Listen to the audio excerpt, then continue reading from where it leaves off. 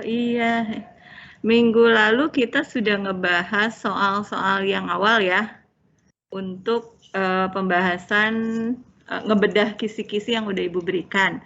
Nah, sekarang kita akan lanjutkan, tapi Ibu mau mulainya dari bawah. Dari materi yang terakhir, biar kalian masih ingat, masih fresh sama apa materi yang sudah disampaikan. Oke, soalnya sudah dibuat berdasarkan kisi-kisi, tapi ini hanya gambaran saja. Jadi kalian jangan berharap soalnya besok plek sama-sama ini, enggak ya. Jadi hanya tipe-tipenya seperti ini gitu. Untuk masalah apakah yang ditanyanya pasti besaran itu, mungkin beberapa ada yang dimodif sedikit dari situ. Ya, Ibu akan share screen sebentar.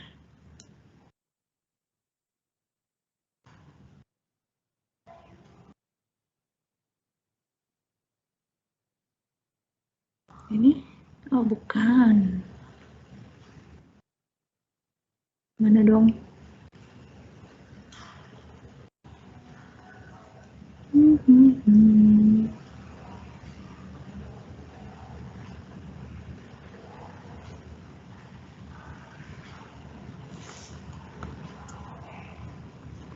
Iya, yang ini ya. Oke, jadi minggu lalu kita sudah sampai di nomor berapa ya? Ini udah nomor 7 sudah kita bahas, nomor 8 sudah ya. Kalau nggak salah tinggal nomor 9, ini tentang usaha energi, nomor 10 tentang tumbukan. Nah, kita ambil dari bawah. Dari bawah ini materinya fisika modern, tapi kita ambil materi intinya saja, kemudian perhitungannya juga nggak terlalu belibet karena waktu yang disediakan hanya 90 menit untuk 30 soal. Jadi coba kita lihat dari nomor 30 ini, soalnya adalah tentang reaksi inti. Nah, ada Pak Andi juga ya. Jadi ini kan sudah kalian dapat di kimia juga tentang suatu reaksi. Tapi yang kita bahas di sini adalah reaksi inti berhubungan dengan peluruhan atau enggak penggabungan, fisi dan fusi seperti itu. Oke, kita lihat nomor 30 di sini. Dalam reaksi inti berikut yang dinyatakan dengan A adalah, jadi di sini diberikan suatu reaksi, kalian hanya tinggal menentukan A itu apa sih gitu ya. Nah, kalian kan ingat kalau misalnya kita punya reaksi yang pasti harus seimbang. Apa yang seimbang? Karena di sini diberikan nomor atom dan nomor massa, berarti nomor atom sebelah kiri harus sama dengan yang kanan. Begitu juga nomor massa sebelah kiri sama dengan yang kanan.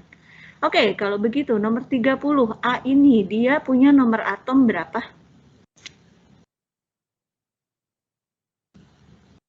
Ibu gedein ya, biar agak kelihatan. Oke, nomor atom A berapa nih?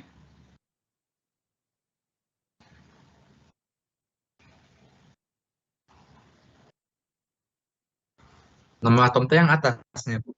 Yang atas nomor massa, yang bawah nomor atom. Oh iya, berarti 2, Bu. 2, oke. Nomor massanya berapa? 4.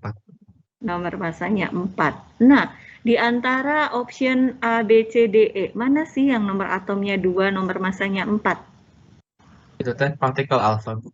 Nah, partikel alfa tidak lain kalau kalian lihat, oh berarti ini sama ini tuh sama ya.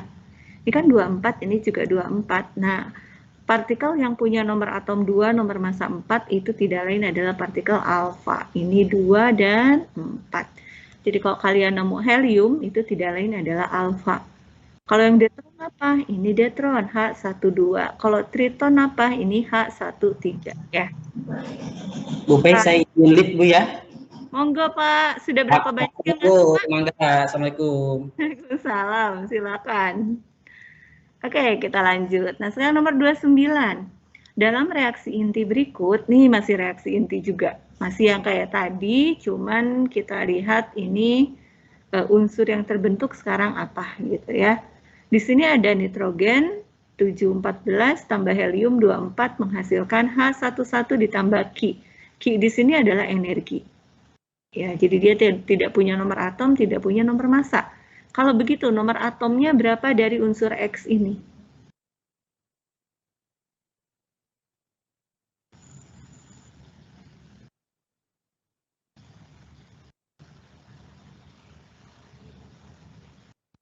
Berapa nih?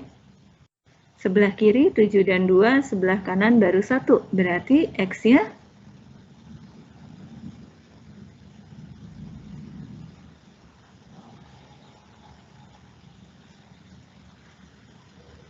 berapa nomor atomnya? Iya, sebentar. Ini sorry. Ibu melihat ada berapa orang sih yang bergabung di sini? Ada 54. Iya, tapi dari 54 ini tidak ada yang bersuara. Rasanya itu kan mudah banget ya. Kalian boleh kok ngebuka speakernya biar kalian bisa sekalian ngomong gitu ya. Mikrofonnya kalian nyalakan, tidak ada ruginya buat kalian gitu, sehingga kalian bisa menjawab pertanyaan yang diberikan. Toh ini buat kalian belajar juga buat besok ya. Dan ibu nggak mau sekedar nyuapin saja ibu yang ngasih penjelasan, tapi kalian diminta untuk ikut berpikir. Oke? Iya, jadi silakan nyalakan saja mikrofonnya. Untuk kameranya, karena ibu juga tidak bisa melihat, kalian nggak apa-apa, karena udah waktunya istirahat juga kan. Jadi setidaknya mikrofonnya bisa kalian nyalakan. Oke, nomor 29 nih. Nomor atomnya berapa? 8, Bu. Oke, nomor massanya berapa? Sebelah kiri 14 dan 4, sebelah kanan baru 1. Berarti di sini kurangnya berapa? 17. Berarti jawabannya yang mana? 8, X, 17. Berarti dia maksudnya, oke. C ya, 8, 17 ini isotop dari oksigen. Oke, kita lanjut ke sini. Ini materinya masuk ke peluruhan. Nah, soal ini dikeluarkan lagi biar kalian terbiasa juga ya.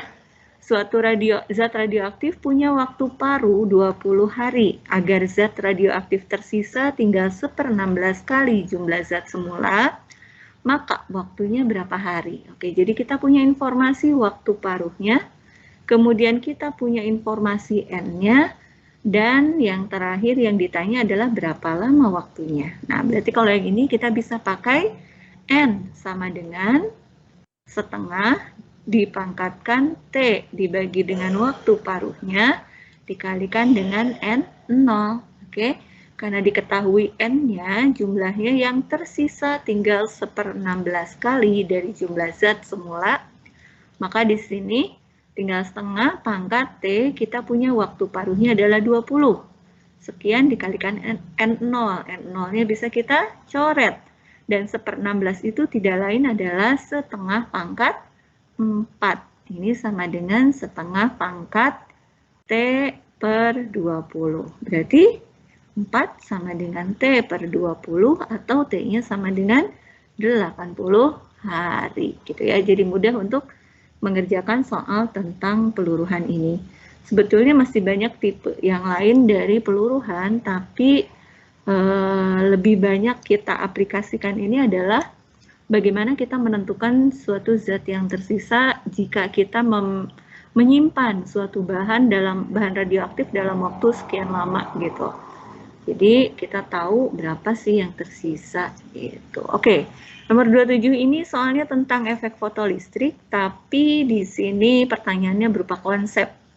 Apa yang ditanyakan? Besarnya energi kinetik elektron yang terlepas pada permukaan logam pada efek fotolistrik tidak tergantung pada apa? Oke, kita lihat.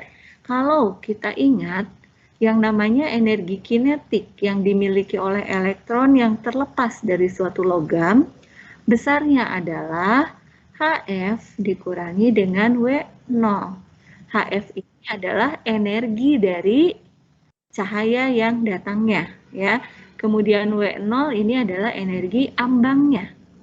Nah, sekarang kita lihat, kalau begitu energi kinetik dia dipengaruhi dari frekuensi.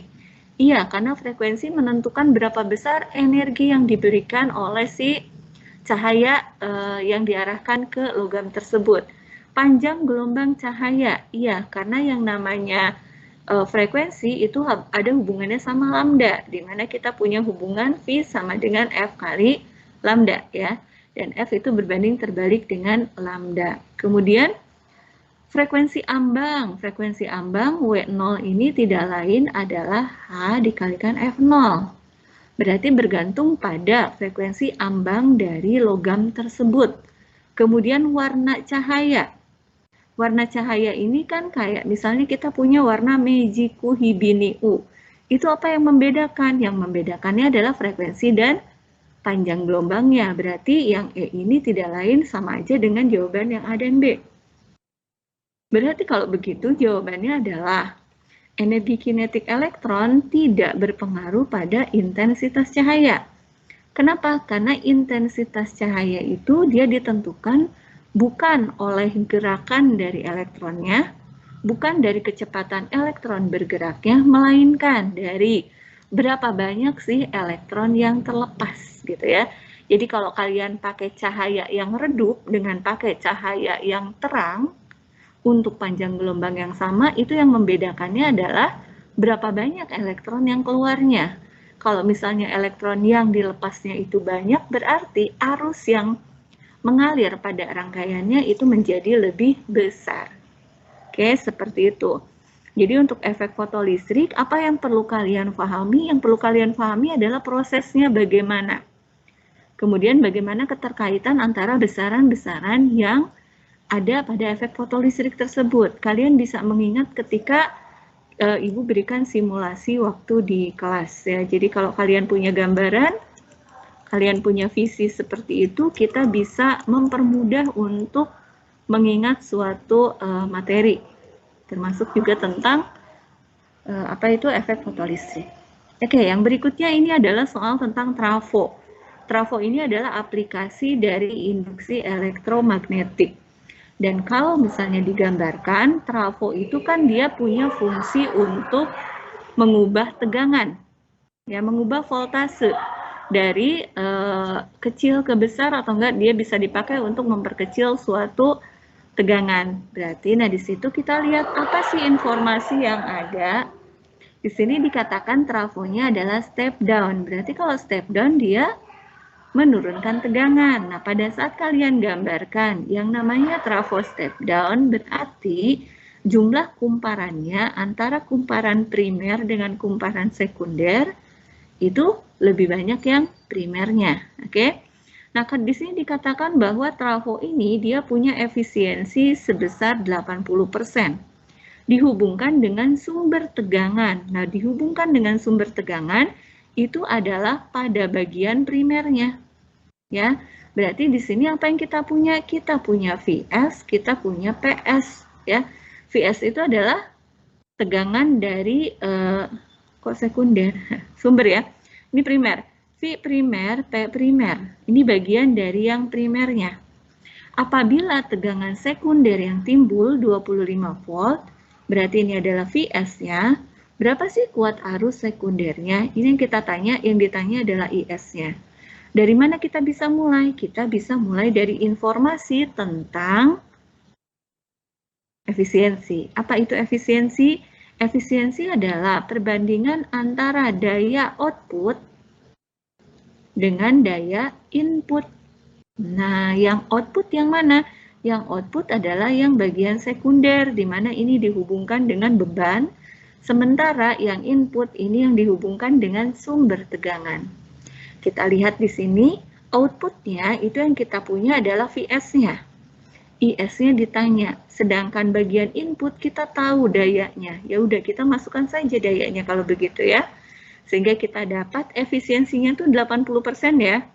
Berarti di sini kalian bisa tuliskan 80/100 sama dengan P output. P output itu berarti Vs dikalikan IS dibagi dengan daya input. Daya input berarti P primernya.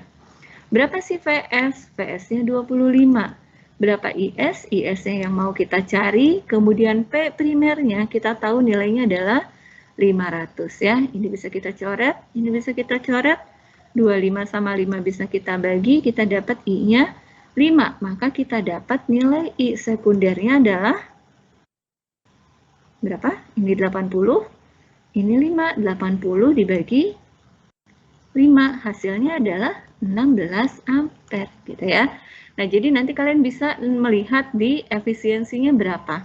Kalau dikatakan trafonya ideal, berarti efisiensinya 100%.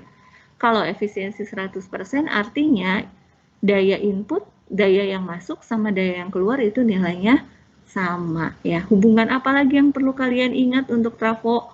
Itu adalah bahwa yang namanya daya tidak lain adalah V dikalikan I. Berarti kalau daya primer PP maka ini VP IP. Kalau daya sekunder PS berarti VS dikalikan IS, seperti itu ya. Dan hubungannya antara tegangan dengan jumlah lilitan itu berbanding lurus. Berarti kalau tegangannya besar, maka di situ lilitan yang digunakan juga banyak. Dan sebaliknya. Lagi di sini, ini masih tentang magnet. Tapi di sini magnetnya adalah magnet pada kawat lurus. Kemudian yang ditanyakan adalah gaya Lorentz. Gaya Lorentz ini bisa dialami oleh suatu kawat ketika dia diletakkan di dalam daerah yang bermedan listrik. Dan ini bisa dialami oleh dua buah kawat yang berarus yang berada pada posisi yang sejajar. Oke. Nah, dalam kondisi ini karena setiap kali kawat dialiri arus dia menghasilkan medan, ya, maka dari medan listrik yang dihasilkan kawat satu akan mempengaruhi kawat yang kedua sehingga timbullah gaya Lorentz. Berapa besarnya gaya Lorentz? Kalau kalian ingat F sama dengan B dikalikan I dikalikan L.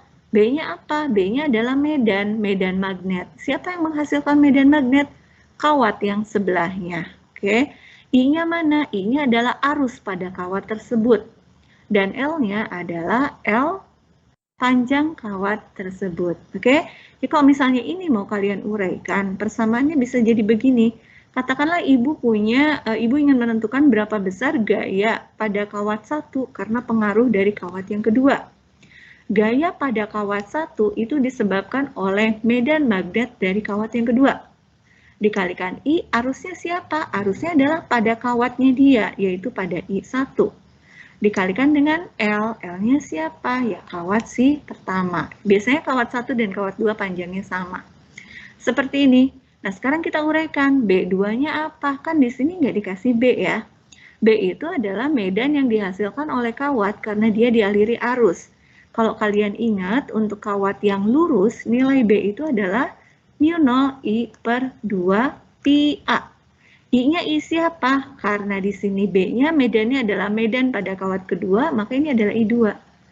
Ini dikalikan I1, kemudian dikalikan L-nya, jangan lupa. Ya, ini adalah F12. Dan F12 ini besarnya sama dengan F21. Sehingga kita tulis aja F. Berapa nih? Di sini kita punya persamaan F sama dengan μ0 I1 I2 per 2 pi A dikalikan L. Sekarang kita lihat di sini. Besar gaya Lorentz per satuan panjang. Kalau persatuan panjang berarti L nih bisa kalian pindah ke kiri. Berarti yang kita cari adalah F per L. Bisa kita dapat dari μ0 I1 I2 per 2 pi A. Nah, apa yang perlu kalian ingat? Di sini μ0-nya nggak diberitahukan, tapi kita tahu bahwa μ0 ini besarnya adalah 4pi kali 10 pangkat min 7, ya kan? Ini 4pi kali 10 pangkat min 7. Kemudian I1-nya. Ternyata arus I1 dan I2 masing-masing besarnya 1 ampere. Maka di sini kali I1 dikalikan I2 dibagi dengan 2pi. A-nya apa? A-nya adalah jarak antara kedua kawat. Berapa jarak antara kedua kawat? Ini 1 meter. Oke. Maka kita dapat jawabannya adalah 4pi dibagi 2pi, kita punya 2. 2 kali 10 pangkat min 7. Oke. Jadi ngitungnya gampang seperti itu. Tinggal kalian lihat apakah yang dimintanya gaya Lorentz ataukah gaya persatuan panjang. Ya. Kalau gaya persatuan panjang berarti kan tinggal kalian bagi sama L-nya. Oke. Aku mau nanya, Bu. Ya. Kalau satu searah kayak gini tuh nanti F-nya teh bertolak belakang ininya teh. Nah, Atau kalau arusnya searah, maka F-nya tarik-menarik atau tolak-menolak. Kalau kalian lupa ya, suatu saat ini, kalau kalian suatu saat lupa, kalian tinggal lihat begini. Kalian tentukan, ini kawat yang ke-1, Ibu kasih nama kawat ke-1, kawat kedua. Kawat ke-1 arah arusnya ke atas, ya kan? Kemudian gunakan aturan tangan kanan. Coba kalian punya bolpen, arahkan ke atas bolpennya, itu anggap arusnya. Kemudian simpan jempol kalian searah sama bolpen ke arah atas, maka kalian dapat tangan kanan kalian, arah jari-jarinya masuk ke dalam. Artinya di dua ini ada medan magnet yang dihasilkan oleh kawat ke-1 yang arahnya masuk. Ini adalah B1. B1-nya masuk, I-nya ke atas. Pakai apa? Pakai aturan tangan kanan. Ya, masih ingat? F sama dengan BIL. B-nya yang mana? IBF. Oke? IBF. I-nya jempol, kalian pakai tangan kanan ya. I-nya jempol, jari-jari kalian menunjukkan medan, kemudian F-nya itu ditunjukkan oleh telapak tangan kalian. Jadi kalau ada arusnya ke atas, B-nya masuk, maka gayanya kemana? Ke kiri atau ke kanan di kawat yang kedua? ke kanan ya, Bu? Ke kiri. Nah, ini adalah F1. F2-nya kemana? Oke, F2-nya sebaliknya. Kawat kedua menghasilkan medan. Di kawat ke-1 yang ada posisi di sebelah kirinya, ternyata medannya keluar. Kalau medannya keluar, ini B2, ini arah I-nya. I-nya ke atas, B-nya keluar. Maka F-nya ke arah kanan. Ini adalah F. Ini F21, ini F12. Berarti yang ini gayanya adalah tarik-menarik. Jadi kalau arusnya searah, arah gayanya tarik-menarik. Kalau arusnya berlawanan arah, maka gaya Lorentz-nya tolak-menolak. Gitu ya. Bentar, hidungnya gatel.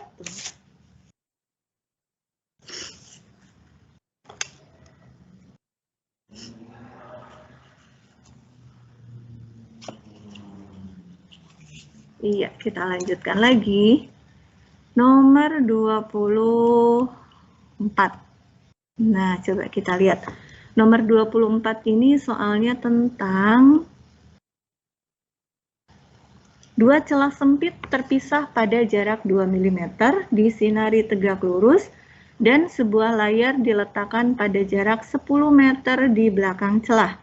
Jika garis terang orde ketiga terletak 7,5 mm dari terang pusat, maka panjang gelombang cahaya yang digunakan adalah, ini materi tentang apa sih? Ini materinya tentang percobaan difraksi pada celah ganda atau sering disebut percobaan Young. Di mana di sini ada dua celah, kemudian ini ada layarnya. Nanti warna terang gelapnya terlihat pada layar ini. Data apa yang kita perlukan? Bahwa di sini dikasih sumber cahayanya. Oke, arahnya tegak lurus terhadap celah tersebut. Kemudian celahnya terpisah pada jarak 2 mm. Berarti ini D-nya. Ya, D-nya 2 mm.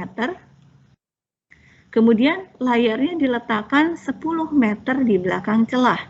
Ini adalah L-nya. Jika garis terang orde ketiga, berarti ini adalah N-nya. N sama dengan 3, terletak pada jarak 7,5 mm dari terang pusat. Berarti ini adalah Y-nya. Yang ditanyakan, panjang gelombang cahaya yang digunakannya berapa? Nah, kalau untuk celah ganda, maka persamaan yang kita gunakan adalah D, Y per L sama dengan N dikalikan lambda.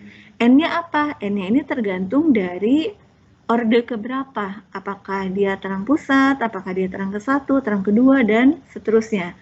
Untuk materi ini juga Ibu pernah kasih simulasinya kan? Jadi kalian punya bayangan apa itu terang pusat, apa itu terang ke-1, terang kedua, karena dia polanya Seperti itu, muncul pola terang gelap, terang gelap, terang gelap. Dan yang diambil jadi terang pusat itu adalah yang di tengah ini. Ini adalah terang pusat.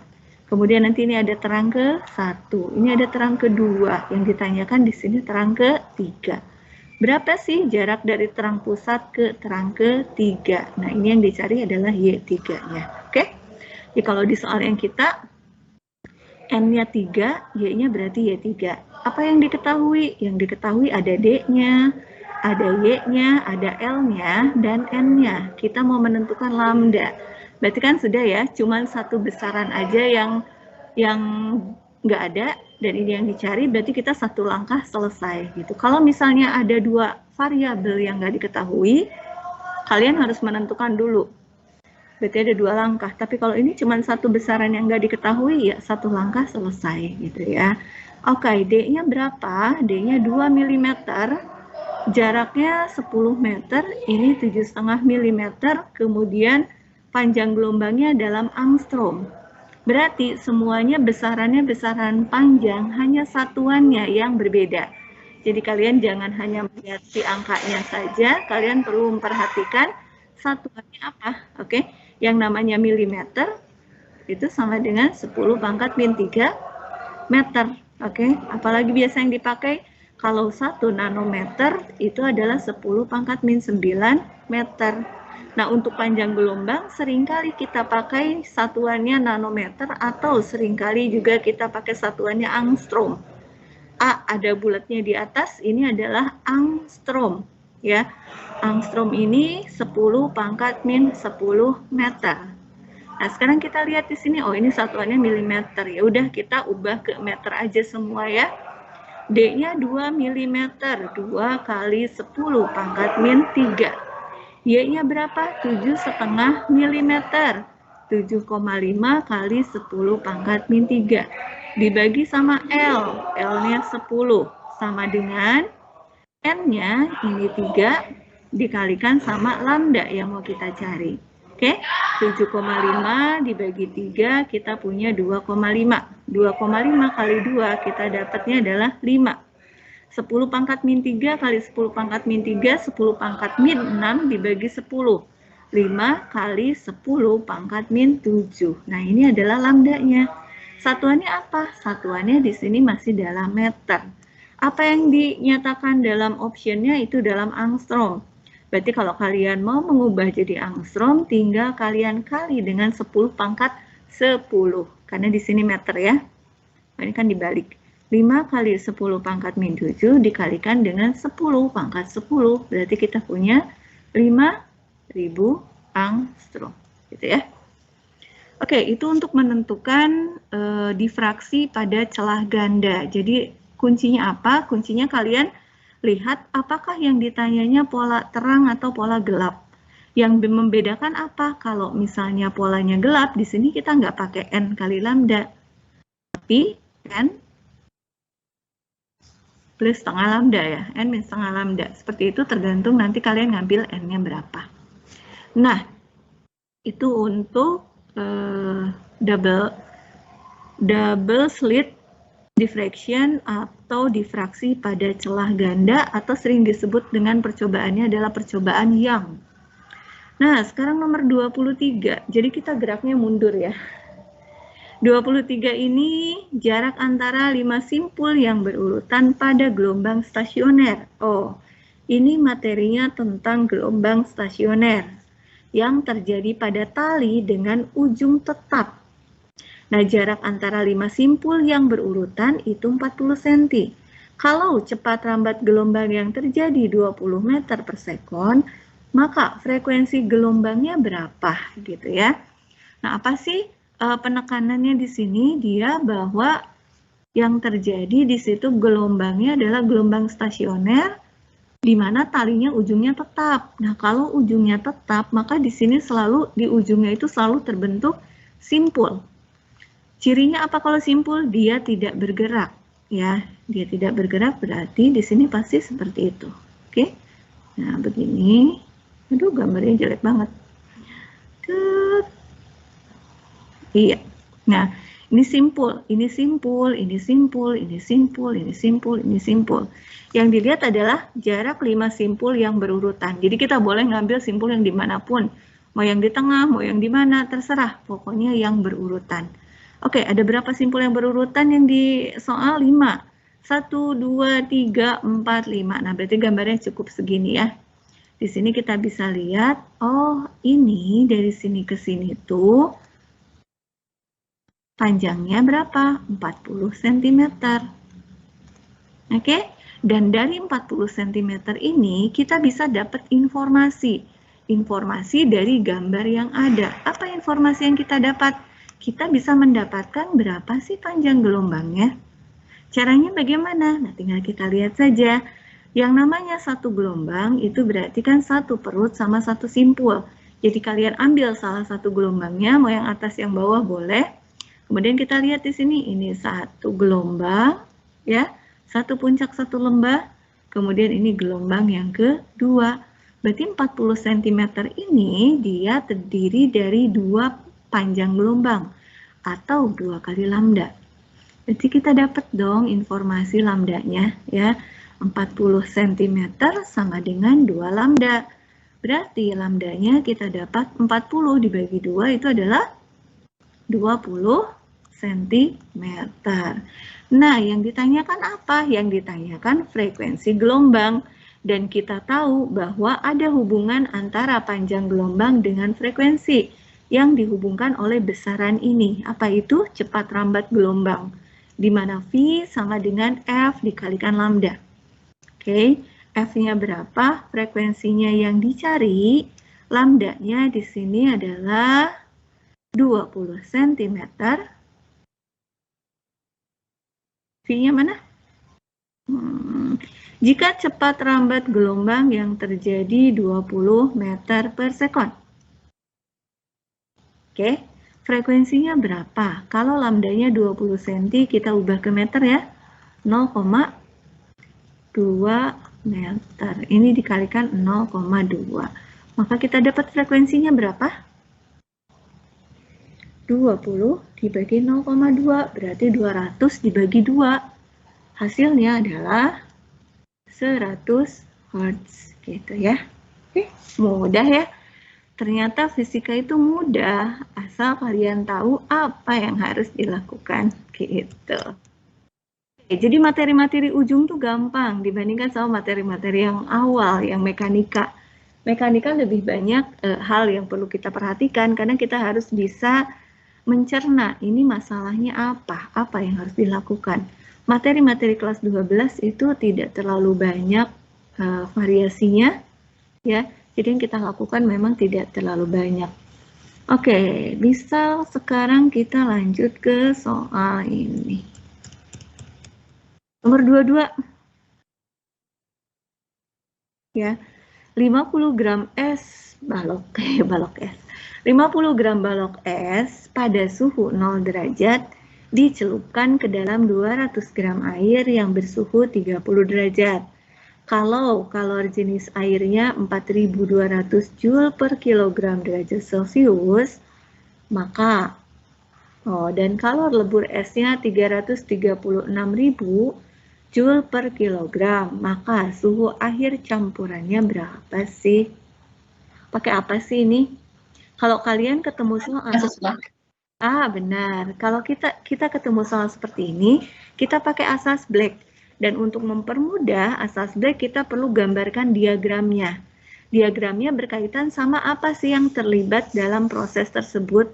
Ada 2 yang terlibat, yaitu es dan air. Oke, yang kita gambarkan itu esnya kita gambar di sebelah kiri karena dia suhunya lebih rendah. Jadi kita punya es berada pada suhu 0 derajat Celcius. Dan kita campur dengan air, di mana airnya di sini suhunya adalah 30 derajat Celcius. Apa yang terjadi ketika air dicampurkan sama es? Nah, dari asas Black kan kita tahu bahwa kalor yang diserap oleh zat yang suhunya lebih rendah, ini besarnya sama dengan kalor yang dilepas oleh zat yang suhunya lebih tinggi. Sekarang, apalagi yang perlu kita perhatikan? Ada 2 key yang mungkin. Yang pertama adalah kalau ada perubahan suhu, maka kita pakai MC delta T. Di sini ada perubahan suhu. Kalau ada perubahan wujud, kita pakai M kali L. Oke, berarti kita analisis nih. Kalau kita punya balok es yang suhunya 0 derajat dicampur sama air 30 derajat, maka air ini dia akan melepaskan kalor, ya kan? Karena dia suhunya lebih tinggi. Nah, kalor yang dilepaskan oleh air akan diserap oleh es. Diserap oleh es dipakai oleh apa? Dipakai untuk apa? Nah, karena nggak mungkin dia langsung berubah jadi air, maka es di sini, karena dia suhunya udah 0 derajat, berarti ada di titik leburnya, berarti dia gunakan kalor tersebut untuk melebur, berubah menjadi air.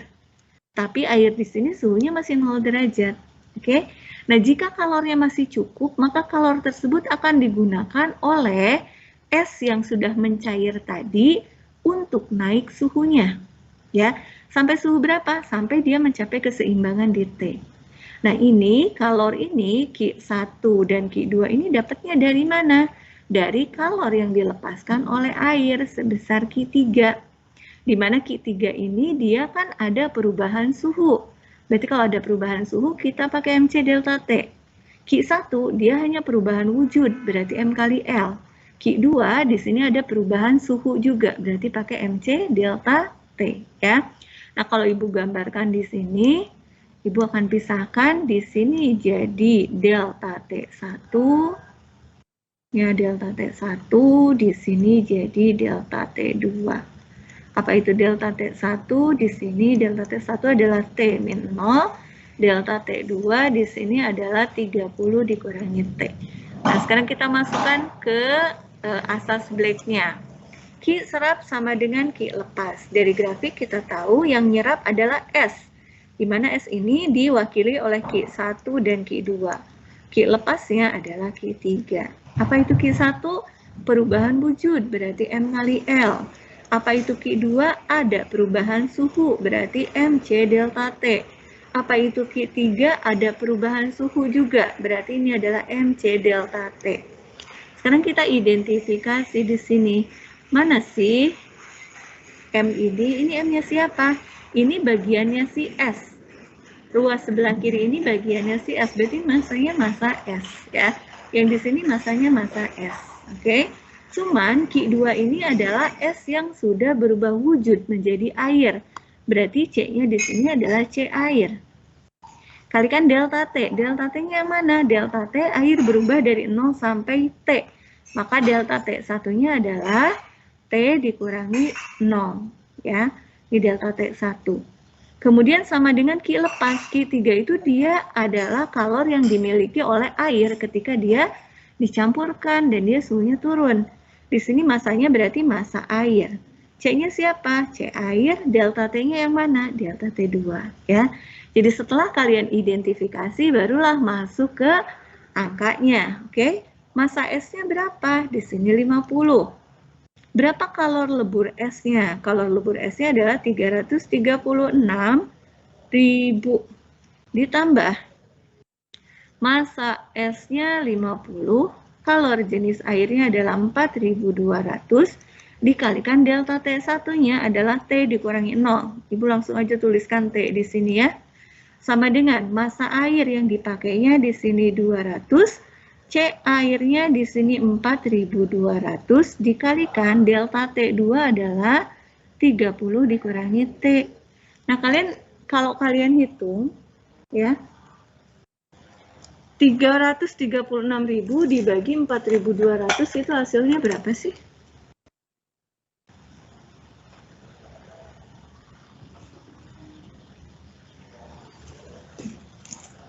Kalian masih ada di situ?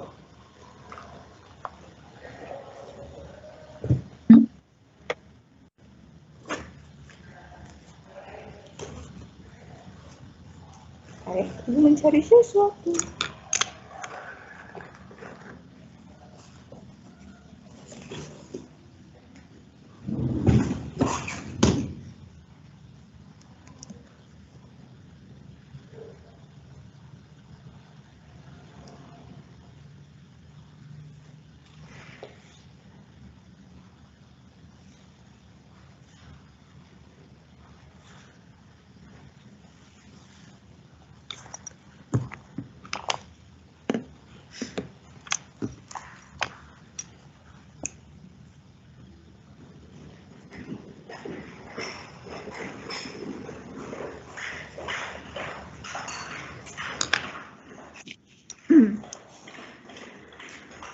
kita lanjut ya. Aduh, maaf.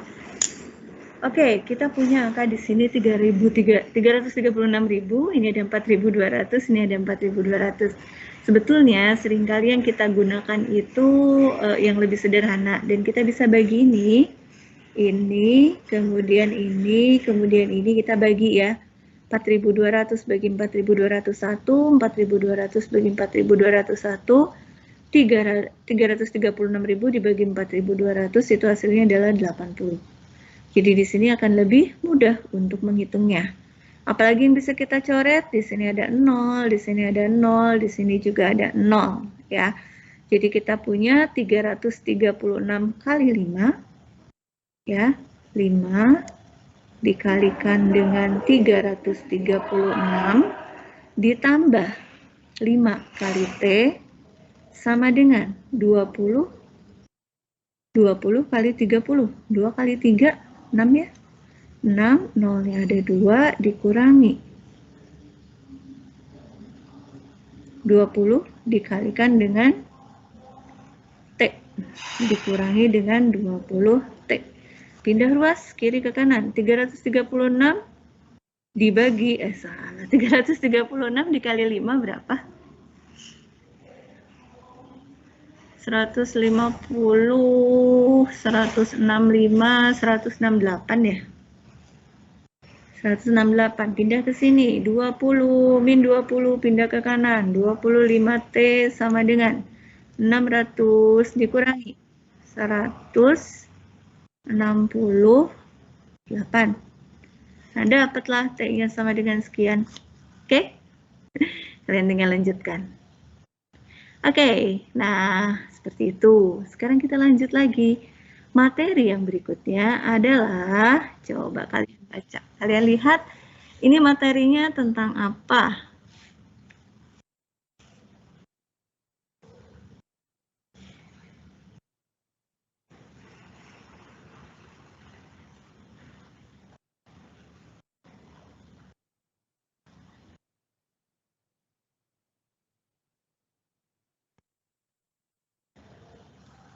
Ya, materinya tentang transfer kalor atau perpindahan kalor. Dan di sini yang kita punya adalah perpindahan kalornya secara konduksi. Ketika kita punya dua buah dinding yang terbuat dari bahan berbeda, ya, kemudian suhu di luar kedua dinding tersebut juga berbeda. Apa sih yang terjadi ketika kita punya kondisi seperti ini? Pertama kalian lihat di sini. Ini suhunya 100 derajat. Ini suhunya 25 derajat. Maka akan terjadi aliran kalor, ya kan? Dari yang suhunya tinggi ke suhunya rendah. Berarti kalornya akan mengalir ke sana. Yang ditanya adalah berapa sih besar temperatur di bidang batas antara kedua dinding? Nah, ini apa yang bisa kita lakukan? Yang bisa kita lakukan adalah kecepatan kalor yang melewati bagian dinding yang pertama, Q per T pada bagian dinding 1 besarnya akan sama dengan Q per T pada bagian dinding yang kedua, di mana? Di titik batas ini. Apa yang bisa kita lakukan? Oh, kalau transfer kalor atau perpindahan kalor pada konduksi bisa kita dapatkan dari K dikalikan A dikalikan delta T dibagi sama L pada bagian ke-1. Berarti ini adalah K1 kalikan A1 dikalikan delta T1 dibagi sama L. Oke? Sama dengan K2, tapi kan ini yang bersentuhannya sama ya. Maka sebetulnya untuk A-nya bisa tuliskan A saja. Oke, nah di sini K2 dikalikan A dikalikan delta T2 dibagi sama L. Nah, L-nya beda ternyata. Untuk dinding yang pertama, ini dia punya 3 cm. Ini adalah L1. Panjang yang harus dilewati pada dinding kedua itu adalah 5 cm. Jadi kalian tinggal masukkan di sini. Ini adalah L1, ini adalah L2. Ya. Kemudian koefisien konduksi masing-masing dinding. Berarti ini adalah K1 dan yang ini adalah K2. Yang ditanya besar temperatur bidang batas. Berarti kita bisa masukkan ya, karena yang bersentuhan luasnya sama. Oke. Kemudian kita punya data K1-nya ada, K2-nya ada, L1-nya ada, L2-nya juga ada. Delta T1-nya apa? Delta T1 adalah bagian di kiri. Selisih dari satu ujung yang bebas dengan yang ujung yang terhubung sama dinding berikutnya. Berarti kalau kita misalkan ini suhunya T besar, maka delta T1 ini adalah 100 dikurangi T. Sementara delta T2 adalah T dikurangi 25. Oke, maka nanti kalian akan mendapatkan berapa sih nilai T-nya. Oke, seperti itu. Kalian nanti tinggal masukkan angkanya, maka kalian akan dapatkan hasilnya. Ya, oke. Kita mundur lagi soal yang berikutnya. Ini interferensi dua celah udah ya tadi ya. Oke, sekarang yang ini. Nomor 19. 10 buah trompet identik menghasilkan taraf intensitas bunyi. Di soal yang ini berarti ada soal-soal yang muncul 2 kali gitu ya. Berarti kalian bisa lihat bagian-bagian mana yang sudah muncul di TB Smart yang diberikan minggu ini dan minggu lalu. Tapi soalnya tidak persis seperti ini, cuman secara materi, secara konsep seperti itu. Ya. Oke, kita lihat di sini ada trompet.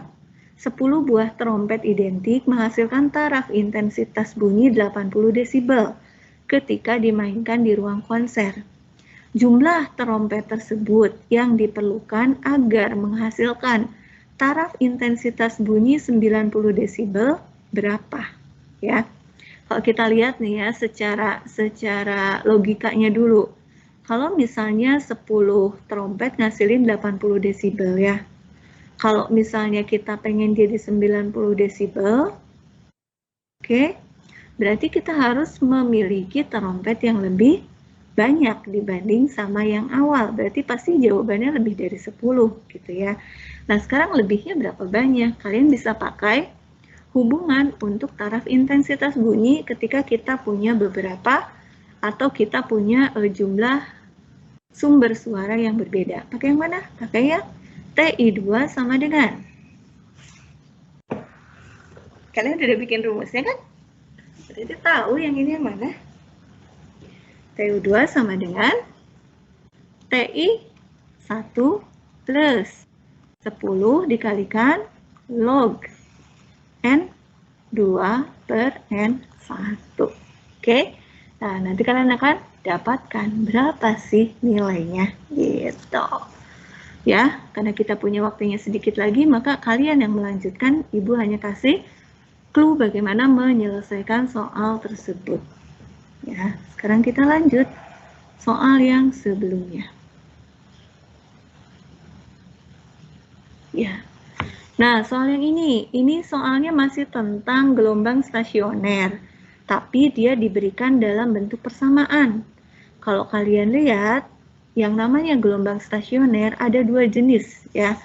Ada yang ujung terikat dan ada ujung yang bebas.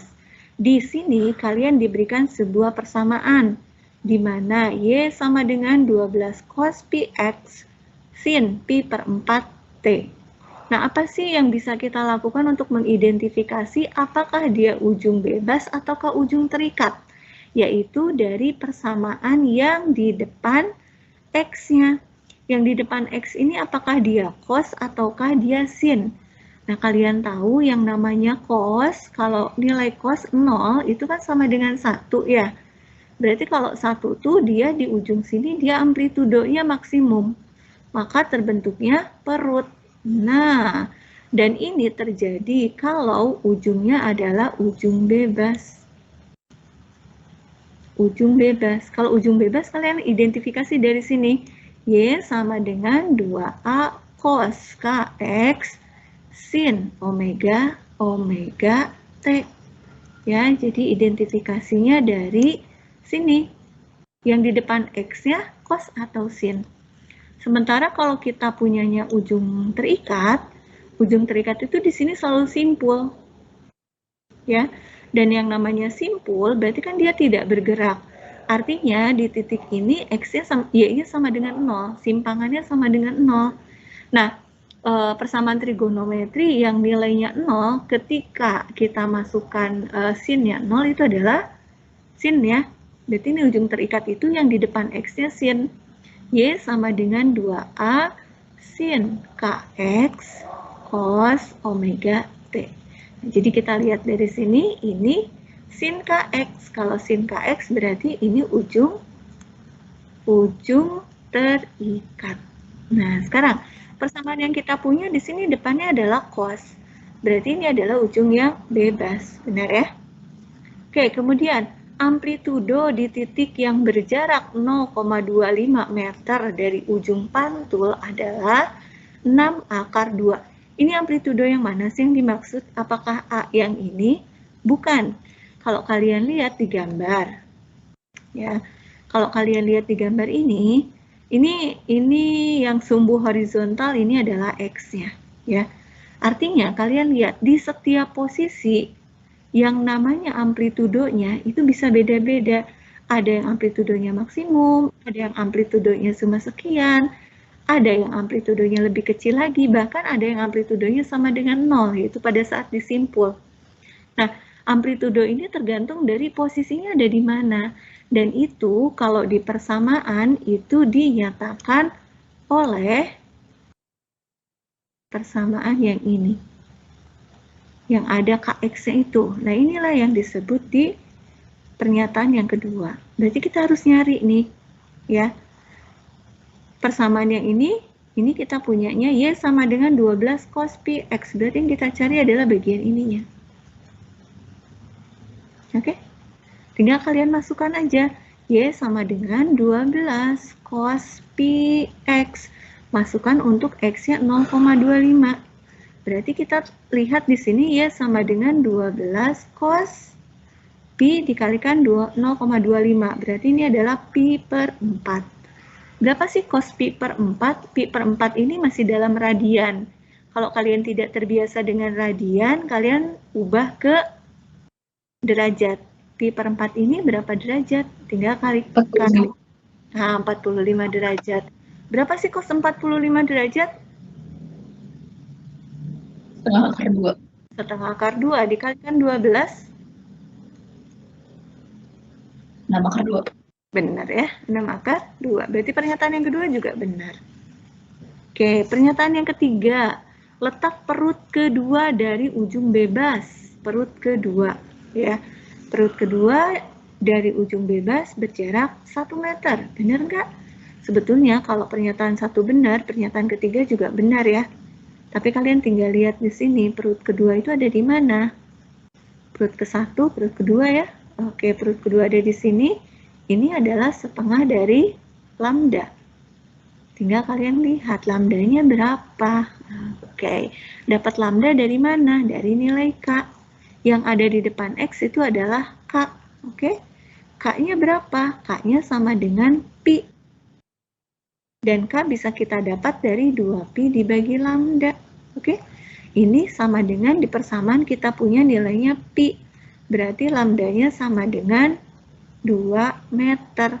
Kalau lambdanya sama dengan 2 meter, letak perut kedua dari ujung bebas.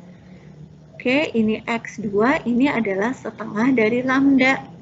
Berarti setengah kali 2, 1 meter. Ya. Kalau kalian punya waktu, boleh dicek benar enggaknya. Tapi kalau nggak punya waktu, oh 1 benar, berarti 3 juga benar. Untuk pernyataan yang begini ya. Oke, yang nomor 4. Cepat rambat gelombang tersebut adalah 0,25 meter per sekon. Dari mana kalian bisa mendapatkan cepat rambat? Kalian bisa cari dari V sama dengan F dikalikan lambda. Ya. Atau kalian boleh cari dari V sama dengan omega per K. Mana saja yang kita lihat datanya ada. Lebih mudah kalau kita pakai yang ini. Kenapa? Karena ada di soal dinyatakan. Yang ada di depan X ini K, yang ada di depan T T itu adalah omega. Berarti kalau nyari V tinggal omega dibagi K. Omeganya pi per 4 dibagi sama pi. Berarti hasilnya adalah 1/4. Berarti 1, 2, 3, 4. Benar ya? Gitu. Oke, seperti itu. Kita lihat soal yang ini adalah persamaan gelombang transversal. Dari sini apa sih yang kalian perlu perhatikan? Kita bisa menentukan besaran-besaran pada gelombang. Cepat lambatnya, panjang gelombangnya, omeganya gitu ya. Sudut fase mula-mula. Sudut fase itu yang mana? Yang ada di dalam sin. Ini tinggal kalian masukkan. Kalau ditanyanya mula-mula berarti pada saat T-nya sama dengan 0 dan X-nya sama dengan 0. Tinggal kalian masukkan ke sini. Oke, kemudian berikutnya ini adalah gerak harmonik sederhana. Yang ini adalah contoh soal untuk Torricelli. Kemudian ini contoh soal untuk fluidastatis, di mana ada suatu benda yang terapung. Kemudian ini adalah elastisitas, ya, hubungannya sama hukum Hooke. Kemudian ini titik berat, pusat massa, kemudian ini adalah gerak dinamika rotasi, yang ada momen inersianya, yang ada torsinya, oke. Jadi di situ paduan dari translasi sama rotasi. Kemudian yang di sini apa? Yang di sini tumbukan, yang di sini adalah usaha energi, hubungannya juga dengan hukum kekekalan energi. Oke, seperti itu. Yang ini nomor 8 dan sebelumnya udah Ibu bahas.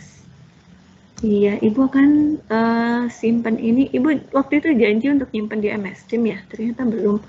Tadinya mau Ibu simpan di media belajar, tapi Ibu nggak bisa buka media belajar. Iya.